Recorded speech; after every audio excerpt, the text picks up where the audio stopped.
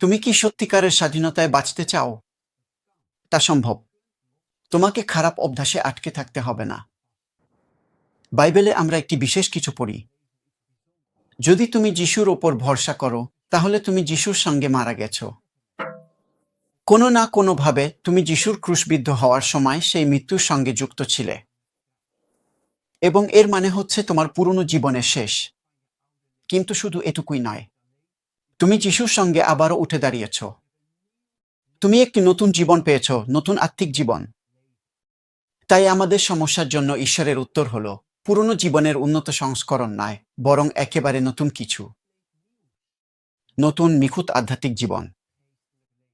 এর ফলাফল হলো তবে তুমি আর পাপের দাস নও।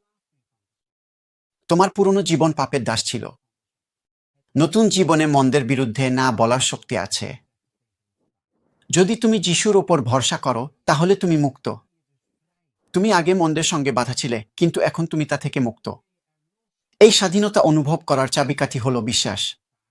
তুমি কি ঈশ্বর যা বলেন সেটার উপর ভরসা করো, নাকি নিজের চিন্তা বা অনুভূতির উপর? এটা একটা প্রক্রিয়া। শিখছ যিশুর মাধ্যমে যে হয়েছ সেই পরিচয় থেকে জীবনযাপন করতে। তুমি শিখছ তোমার নতুন পরিচয় থেকে জীবনযাপন করতে। নতুন জীবন মানে কোনো গির্জার সদস্য হওয়া নয়।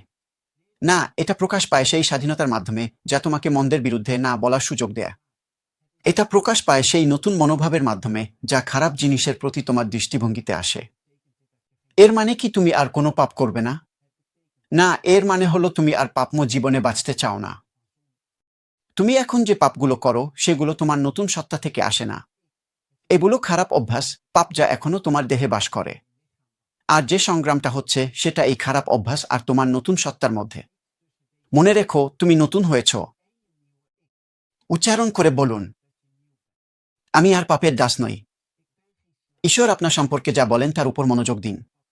তুমি একটি নতুন সৃষ্টি।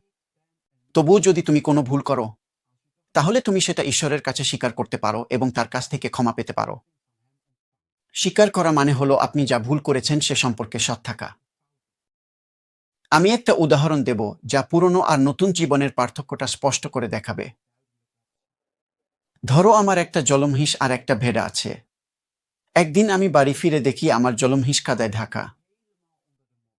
আমি ওকে ভালো করে পরিষ্কার করি, আবার ছেড়ে দিই। জলমহিষ কি করে? সে সঙ্গে সঙ্গেই কাদায় ফিরে যায়, কারণ জল গরু কাদা ভালোবাসে। আরেকদিন আমি বাড়ি ফিরে দেখি আমার ভেড়া একেবারে নোংরা। ভেড়াটি কাদায় পড়ে গেছে। আমি আমার ভেড়াটাকে ধরি, ভালো করে পরিষ্কার করি, তারপর আবার ছেড়ে দিই। ভেড়াটাও কি আবার কাদার মধ্যে ফিরে যায়? না, কারণ ভেড়া কাদা পছন্দ করে না। ভেড়া কি কাদার মধ্যে পড়তে পারে? হ্যাঁ, কিন্তু ও সেখানে পড়ে থাকবে না।